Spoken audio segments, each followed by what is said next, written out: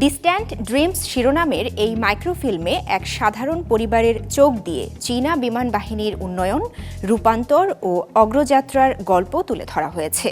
চলচ্চিত্রটিতে বিমান বাহিনীর প্রধান যুদ্ধ সক্ষমতার বিভিন্ন দিক, বিমান ইউনিট, ভূমি থেকে আকাশ ক্ষেপণাস্ত্র ব্যবস্থা, রাডার নেটওয়ার্ক ও এয়ারবর্ন ইউনিট দৃশ্যমানভাবে উপস্থাপন করা হয়েছে। ভিডিওটিতে বিশেষভাবে তুলে ধরা হয়েছে ১৪তম ৫ বছর মেয়াদী পরিকল্পনা চলাকালে বিমান বাহিনীর সরঞ্জাম ব্যবস্থার প্ল্যাটফর্ম ভিত্তিক কাঠামো থেকে সমন্বিত সিস্টেমে রূপান্তরের অগ্রগতি। উল্লেখযোগ্যভাবে এতে মানবচালিত ও মানববিহীন বিমানের যৌথ পরিচালনার দৃশ্য অন্তর্ভুক্ত রয়েছে, যা নতুন প্রজন্মের যুদ্ধ বিমানের সম্ভাব্য ইঙ্গিত বহন করে।